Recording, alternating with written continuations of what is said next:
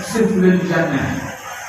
Coba terangkan kepada kami surga itu seperti apa sih?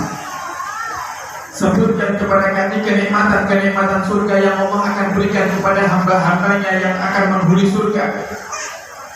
Apa kata seorang guru ini kepada muridnya?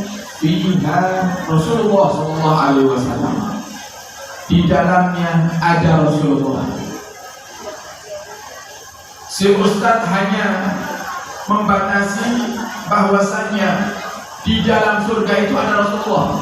Apakah tidak ada kenikmatan lain? Ada kenikmatan lain. Yang dikatakan ada sungai dari susu, ada sungai dari madu, bahkan ada sungai dari khamar. Tapi semua kenikmatan ini tidak akan bisa mengalahkan kenikmatan memandang wajah indah Sayyidina Muhammad SAW.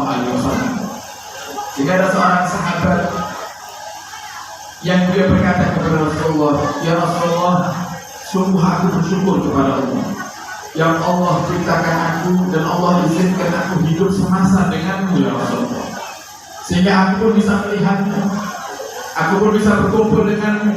Terkadang kami mencium tanganmu, menyentuh tanganmu dan mendengar daripada nasihat-nasihatmu ya Rasulullah. Akan tapi kita sadar bahwasanya di dunia ini kita semuanya tidak akan abadi. Kita semuanya akan meninggalkan dunia ini. Yang kami pikirkan saat ini ya Rasulullah, bagaimana nanti di saat kami di akhirat, di saat kau menempati surganya Allah yang sudah Allah siapkan untukmu ya Rasulullah, khusus untukmu. Sedangkan kami mungkin akan tinggal di surga yang paling bawah sendiri, yang paling biasa sendiri, sehingga jauh dari itu tidak pernah berkumpul. Bagaimana caranya kami bisa berjumpa denganmu ya Rasulullah nanti di surga? Apa kata Muhammad? Yuhsarul mar'u ma'aman ahbab, atau anta ma'aman ahbab. Engkau akan dikumpulkan oleh Allah Subhanahu wa ta'ala bersama orang-orang yang kau cintai. Maka saat ini yang jadi pertanyaan dalam hati kaulah panjenengan para hadirin, kira-kira siapakah dalam hati kita yang paling kita cintai? Jika yang kita cintai adalah Nabi Muhammad, maka insya Allah nanti Allah akan kumpulkan kita di surga bersama Nabi kita Muhammad SAW. Dan para hadirin yang kedua yang menjadikan kaulah panjenengan malas untuk bersalawat. Yang jadi pertama, jangan-jangan kita termasuk orang yang tidak dipilih oleh Allah untuk bisa menyebutkan nama Nabi Muhammad. Yang kedua, jangan-jangan kita termasuk orang yang tertipu dengan tipu daya setan. Yang setan itu para hadirin tidak suka melihat kaulah panjenengan salawat. Setan paling benci kalau lihat ada umat Nabi Muhammad tanya salawat. Kenapa? Karena ibadah yaitu berupa salawat, ibadah satu-satunya ibadah yang pasti diterima oleh Allah Subhanahu wa ta'ala.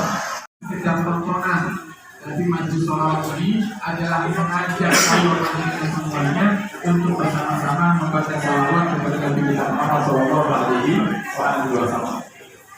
Apa manfaat salawat yang kaulah panjenengan Allah?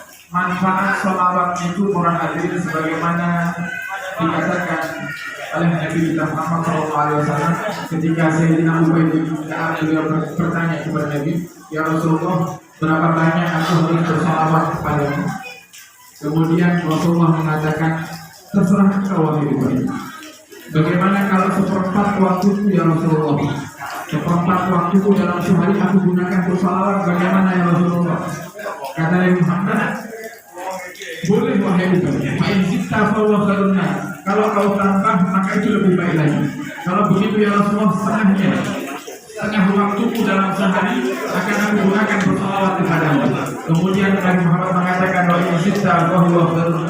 Kalau kau tambah lebih baik lagi wahai Ubay. Yang akhirnya Ubay bin Ka'ab mengatakan, dan ya Rasulullah, kalau begitu aku jadikan semua waktu yang luang untuk bersalawat kepadamu. Kemudian Nabi mengatakan, tidak yukfa hakmuka wa yukfa laka dzabuka.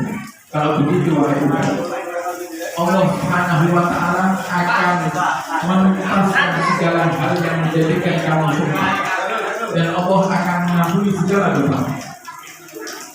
Saya yakin para hadirin kaulah panjenengan yang hadir dalam majelis maulid dan majelis salawat di malam hari ini, pasti kita semuanya punya hajat.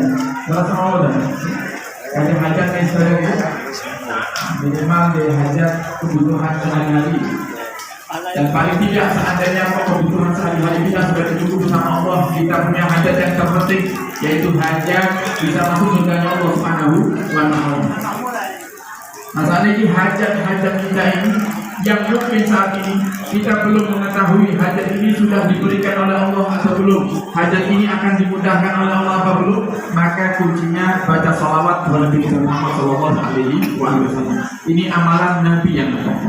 Dan sungguh jika ada di antara umatnya Nabi Muhammad yang mereka tidak mau bersalawat kepada Muhammad, maka sungguh itu keterlaluan.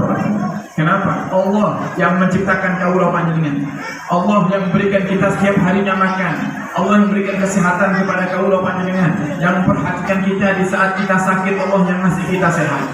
Di saat kita punya hajat, Allah yang memberikan hajat. Di saat kita punya kebutuhan, Allah yang memberikan kepada kita. Allah bersalawat kepada Muhammad, sedangkan kita makhluknya Allah. Kenapa masih malas bersalawat kepada Muhammad SAW? Padahal sudah banyak hadis-hadis Nabi, kalamnya para ulama, para kiai, para